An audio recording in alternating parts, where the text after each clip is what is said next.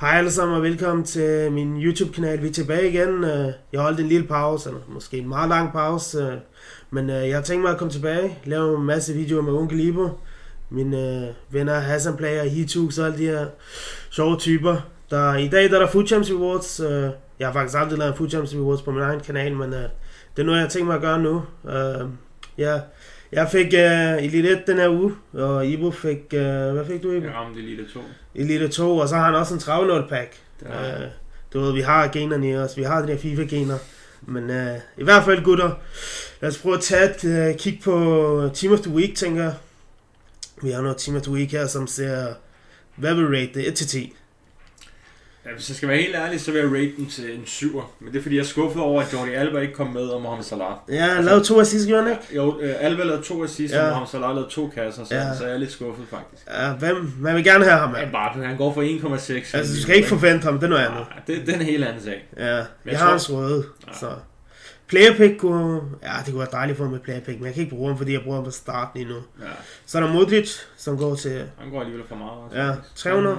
Goretzka 150, så vidt jeg kiggede. Ja, 160. Ja, Karle Hånd, hvad går han til? Han er højt rated. 80, det er også okay. Så Parta, han er i god form, 4 kasser i weekenden. Ja. Er der andre? Jo, Cavani også, ikke? Hvad går han til? Ikke Cavani, den der. Det er altså godt, hvis du kan lave 180.000. Ja. Hvis vi lige prøver at kigge på mit hold, gutter, så er det hold. Lige pt, der er faktisk skiftet over til Diamant igen. Jeg følte ikke rigtig, at jeg kunne skabe noget med 4-2-3, så Diamanten 4-1-2-1-2, og så må jeg være lidt tålmodig i mit spil. Og hvis vi lige kigger på, min taktikker, så kører jeg det her med den her opstilling. 4-3-2. Ja, 4-3-2 Diamant. Mbappé skal selvfølgelig væk, det er derfor, vi skal tage at pakke nogen lidt noget. Men ja, lad os gå ind og klemme de her rewards, og så se, hvad vi får. Hvad får vi her? Vi får noget Food Champs, Weekend League Rewards. Der er nogle player picks. Hvad vil man gerne have her? Man kan ikke bruge Cavani til noget. SBC kun, ikke? Lad os se. Jeg tager den første, så tager du 2 andre. Jeg vil gerne have. Hvem kunne være god? Mbappé kan ikke bruge det der problem her. Fordi jeg har hans røde. Jeg kan bruge ham til SBC. Men, jo, men altså, vil du ikke hellere have den der røde? Jeg kan ikke bruge den. Gør det? Nej. Jo, medmindre du vælger at skifte Neymars cam. Det er faktisk rigtigt, men lad os se her. Der kommer der. Okay, Koscielny, SBC. Vi tager Koscielny. Okay, så prøv du. Lad os se, hvad du får. Det var 3, så prøver vi. Kom nu, giv mig nogle lige. Ja, vi bliver hostlet. Er det bare Arias? Ja, Arias. Og hvad er den sidste? Hvad får vi her? Kom så helt. Kom nu. Nå, det noget. Der er ikke så meget at komme efter her, gutter. Men jeg synes, man bliver hostlet. Jo højere op du kommer i rang, jo mere hostlet bliver du. Det er rigtig meget. Jeg tror faktisk, det højeste, jeg har pakket, eller højeste rater, jeg har pakket, det er 87 i de der røde. Ja, hver gang jeg får 30-0, så jeg tjener mindre end folk, der får guld 1. Så det er meget sjovt. Har du ikke Division Rivals? Jo, jeg har faktisk også Rivals Rewards, så lad os lige tage dem med. Det kan vi lige så godt gøre. Jeg spiller en del Rivals. Man tager pakken, gør man ikke? Pakken med sjældent spiller. 50 kubak, så vi har en del åbne nu. Det er faktisk fint. Division Rivals Rewards'ne. Pakke med spiller 50 kubak og en 30 kubak. Okay, hvad gør vi her? Skal jeg starte med... det gider jeg ikke. Skal vi starte med 50? Men lad os håbe, der er en inform board Frankrig. Der er ikke nogen... Eller undskyld, walkout. Der er heller ikke board, er der? Nej. 50 kubak. Der er mig til 100 kubak. 50 kubak, du får ikke engang board. Man bliver altså... Skal vi bare gemme det hele, eller vil du fikse det hele? Bare gemme det hele, og så fikse den der. Så har vi nogle 100 kubak. Okay. Og du har faktisk også en megapakke. Okay, prøv den først. Tag den. Lad os håbe, vi får en walkout. Et eller andet. Vi bliver også... Det er ikke engang til. Nej, det er for kedeligt. Bare... Gemmer bare det hele. Ja. Så skal vi videre til 100k. Okay, kom bare. Lad os prøve at se, om jeg har her lidt. Kom nu, please. For en walkout. Det er en walkout der. Det er en walkout. Nej, vi bliver... Endnu en gang. Hvad får vi her? Der så du Van Dijk, Tyskland, CB. Hvad med det? Syle. Det var 5-6k. Sygt at tænke på, at man ikke engang får en ordentligt spiller en 100k park. Der er ikke så meget at komme efter her. Får et par duplicates. Rami kan man godt gemme. Vi gemmer bare det hele, så fikser det efter. Okay. Det er de her, jeg kan bedre lige 100 kubakker end de her, fordi det her, der ved jeg ikke får noget. Men lad os bare åbne den her. Lad os se. Faktisk problemet er, at hvis du får et fransk flag, så kan det sagtens være Koscielny jo. Ja, det er det. Walkout, jo. Du, prøv at se. Der er ikke engang walkout eller bort. En 100 kubakker. 100 kubakker, der er ikke... Nej, det er mærkeligt. Det er sygt. Det synes jeg virkelig. Prøv at kigge, hvad jeg får her. Hvad fik jeg af den her pakke? Isolated 82, mand. Ej, for sygt. Man bliver virkelig... Man bliver flækket. Nå, lad os gå videre til de her Premium Team of the Week pakker. Vi går efter... Hvis vi kan tjene 150k, jeg er altså tilfreds. Det tror jeg ikke på. Men lad os prøve. Jeg åbner en, så åbner du også en. Lad os se. Lad os få en walkout, please. Det er ikke walkout. Der er ikke så meget at komme efter, jo. Hvad får man her? Arias. Hvad går han til? 20k? Hvorfor? 18k eller 15k? Man kan virkelig ikke tjene noget på det her. Det kan man virkelig ikke. Hvad går han til? 20k? Ja, de er... Jeg har ikke engang lyst til at tjekke nu. Og du tager den sidste så. Jeg samler lidt her. I den her pakke. Kom nu. Kom nu med ordentligt. Walkout. Walkout! Kom nu. Kom med et eller andet godt flag. Spice. Sommer, det er 87 rate, det er faktisk okay. Ja, det kan være en god til lidt. Der kan sagtens være Goretzka i pakken også, faktisk. Ja, lad os håbe. Goretzka, er han der? Skal vi se. Jeg tror, der kommer 279 rated. Kom nu. Ja, 75 rated. Hvad går Sommer til? Det glemte jeg faktisk. Jeg kan tjekke det nu. Skal vi lige tjekke, hvad han går til? Ja, lad os gøre det. Hvor er det Timothy der? Ja. Hvad går Jan Sommer? Der er 87 rated. Jan Sommer, L1, hvis du trykker L1. 50 k? Det er faktisk dejligt. Jeg tror, du har ramt hvad? Cirka en 45 k og 50 k? Ja, 50 k, lad os sige det. Så har du ramt hvad? En 100? Cirka. Det er ikke så meget i hvert fald. Det var faktisk 100 k. Ja, og så alle de der 100 k pakker, hvor jeg ikke får walkout eller noget. Ja, lad os gå videre til Ibos 30-0 pack, og så en Elite 3. Nå Ibo, så er vi kommet til dine rewards. Ja, det er faktisk. Ja, du har noget, en 30-0, som jeg nævnte fra sidste uge, som du ikke valgte at åbne. Det er nok lidt klogt, eller i hvert fald meget klogt. Så noget Elite 2 her. Du får 3 spillervalg, du får en Premier Team of the Week pakke, en pakke med sjældne spillere. Hvem kunne du godt tænke dig? Altså jeg ved ikke, hvis jeg får en Mbappé, så kan det være, at jeg sælger Team of the Year Mbappé, men jeg ved det ikke. Og så kører med en...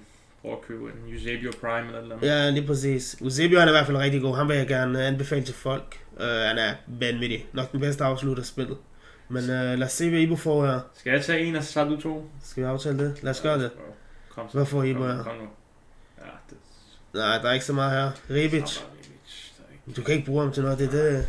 Jeg kunne bedre lige dengang, der var de der 44, hvis du kom med top 100 mål. Ja, fordi der var du næsten sikret, at du fik en... Nej! Mbappé, hvor er det sindssygt. Det er sindssygt jo. Det der er vanvittigt faktisk. Det var faktisk den bedste måde. Bare tryk. Jeg skal have ham. Vent lige, jeg trykker på ham. nej. Det der, det er vanvittigt. Nej. Det er vanvittigt. Mbappé, mand. Jeg er faktisk ligeglad, hvad jeg får nu. Altså, jeg er sådan set lidt ligeglad. Ej, det er for sindssygt. Det er for vanvittigt. Tænk, du får en Mbappé igen. Og du får Lopez. Okay, det er faktisk sindssygt til SBC. 86 rated, du skal bare lige 30k. Jeg er faktisk tilfreds. Gutter. Kylian Mbappé, første ejer. Begge Albasha, de pakker altså Mbappé. Ja, det gør vi. Begge to. Prøv at se det her kort. Men du har en spædre version, men det vil nok være klogt at spare 4 mil. Ja, 4 mil. Og så bruge ham her. Ja. Det synes jeg, du burde overveje. Okay, du har heldet med dig her til start. Ja. Skal vi lige tjekke Ibos hold, hvad har han at gøre med her? Han har altså Kovacic, han er vanvittig. Nej, det er det. Så er Team of the Mbappé, Vieta, Hazard. Det er et meget godt hold. Hvad er det næste opgradering? Altså det er... Altså jeg spiller jo 4-2-3-1 og 4-1-2-1-2. Ja. Men altså mod de rigtig gode spillere, der skifter jeg til 4-2-3-1. Okay. Jeg går efter at udskifte Kovacic og så sætte en Eusebio i stedet for. Ja, det kan du hurtigt få råd til med det packlock. Det kan være, du pakker Mbappé i din 11-form. Det kunne være fedt. Skal vi lige claim Division Rivals? Lad os claim Division Rivals også faktisk. Jeg tror... Ultimative. Du har spillet meget Rivals. Jeg spillede, jeg tror 10 kampe. 125k park. Det er altså vanvittigt. Nå, jeg vil gerne åbne den 125 k-pakke. Det har jeg lyst til. Det må du gerne. Jeg har også faktisk nogle 2 sjældne guldspillerpakker også. Har du det? Ja, en enkelt en, tror jeg. Ja, vi kan godt tage den. Ja, lad os lige tage den. Vi kan godt tage den, bare for sjov. Ja, det gider vi ikke. Det spilder tid. Det er lidt for kedeligt til os. Der er tar og pæk for, der er ikke sådan at komme efter. Okay, Ivo. Få i walkout. Vil du tage ultimative pakken først? Ja, det tænker jeg. Så prøv. Vi starter med det gode. Det plejer faktisk at være den anden rækkefølge. Der er ikke engang walkout. Det er typisk. Nej, hvor er det vanvittigt. Der er ikke engang walkout. Der er ikke noget. Colombia. Ja, jeg har ikke så meget packlock. I starten der pakkede jeg 3 icons. Jeg fik Neymar, Mbappe. Bare smid det hele klubben. Bare det hele klubben og det her transfer. Med de her 77 rated. Bare smid noget. Til Kviksel. Ja, okay. Jeg skal være sikker på, at det er Kviksel. Perfekt, okay. Hvad skal jeg... Hvad vil du... Skal jeg prøve en 100k først? Okay, du prøver en 100k. Faktisk, du pakkede Mbappe til mig, jo. Så du får lov til at åbne den store. Walkout! Okay, kom nu. Kom og please, hvad det der lille er. Nej, hvordan var det her lille? Nå ja, Tyskland. CF. Det er Müller. Jeg har faktisk allerede en trade. Den værste walkout, man kan få, tror jeg. Det er faktisk. Jeg hammer... Når der kommer Tyskland fra, så tænker man, der er ikke så meget at komme efter. Rogani går for lidt. Rogani resten af Kviksel, tænker jeg. Okay. Det er lidt... Okay, jeg åbner den der med 3 i, og så kan du få det med 11, så. Okay, gør det. Skal vi håbe på en walkout, eller hvad? Det tænker jeg. Jeg vil ikke være glad for andet i hvert fald. Kom nu, walkout. Ja, det er lidt med... Lad os se, hvad får jeg. Arias. Nej, vent. Muriel? Nej. Hvem er det overhovedet, der? Jo, det er Muriel. Muriel, han kan måske gå for lidt. Det kan være, han går for en 30k eller noget. 30? Gør han ikke det? Han er okay, så der var Arias også. Arias, du har alligevel lavet en 50k. Firkant. Og så bare sammenligne prisen. Hvad kan han gå til, Muriel? Det er alligevel en 24k, det er godt for en træner på en par. Arias gik for 20, ikke? Jo, og så lad være. Okay, nu har vi den helt sjove sag. Vi har den helt sjove sag. Hvad skal vi have, Ibo? Hvad tror du, det er? Kommer du over? Altså, jeg tror, jeg pakker Goretzka, hvis jeg skal være ærlig. Okay. Goretzka, jeg tror, du får Cavani ærligt. Cavani eller Mbappe, jeg har det. Jeg ved ikke hvorfor. Men det der franske flag, det er virkelig troll. Ja, det er det. Det er virkelig hvis jeg Koscielny, så bliver jeg virkelig sur. Lad os se, hvad får her. Vi åbner nu, gutter. Ja. Vi laver lige den der. Lad os se, hvad vi får her. Vi lægger controlleren på bordet, vi håber på det bedste. Walkout, det er en start. Ja, kom så. Jeg tænker Cavani. Bare ikke sommer. Nej, jeg vidste du vidste det endda. Jeg vidste, det var sommer. Hvad kan det ellers være? Hvem kan stadig være der? Goretzka. Så er der ikke meget andet. Nej, faktisk ikke noget, han ud der. Jeg håber bare, at der er Goretzka i den. Og det er der ikke engang. Det er der ikke. Det er for sindssygt. Det er hvad man får for 30-0, gutter. Typisk, ikke? Du får intet, du kan bruge til noget. Nej. Det er faktisk, det er sørgeligt, venner. Det er ret sørgeligt. Det er i hvert fald lang vej til Eusebio. Nå, jeg tænker... Ja, Ivo. Det var ikke den bedste pack-åbning, men... Men jeg fik for det mindste Mbappe, det var fint. Mbappe. Ja. Det der kort, det bliver vanvittigt at bruge i Weekend League, hvis du nu sælger din Totti. Men i hvert fald, gutter, vi vil lige takke af for... Hvis jeg sælger min Totti? Nå, Team of the Year. Ja, det er det, jeg tænkte. Du kan ikke sælge noget i hvert fald. Nej, det kan jeg ikke. Nå, gutter, det var alt, vi havde for denne gang. Det var en god pack-åbning, vil jeg sige. Ikke for mit vedkommende, for Ibo, han fik lige den røde Mbappe. Det er altså lige 1,5 mil, han sparer det, eller 4 for Team of the Year, hvis han nu vælger at sælge ham. Men jeg håber, I kunne lide det. Jeg håber, at det var underholdende, og vi fik et godt playpack som det eneste. Altså, det er andre pakker. Vi fik ikke en walkout i 100k-pakken, eller ultimativ pakke. Det er faktisk sygt at tænke på, når der er de her 24. Vi fik en walkout, ikke? Vi fik en Müller, men det er ikke fordi han er noget der. Nej, det er den dårligste walkout i hvert fald. Men i hvert fald, gutter, hvis I kunne lide det, så må I meget gerne like videoen, subscribe til kanalen. Og så faktisk, så må jeg gerne skrive, hvad I kunne tænke jer at se på min kanal hernede i subscribe-feltet. Eller, skal ikke subscribe, kommentarfeltet. Ibos sociale medier kommer også i kommentarfeltet, eller beskrivelsen.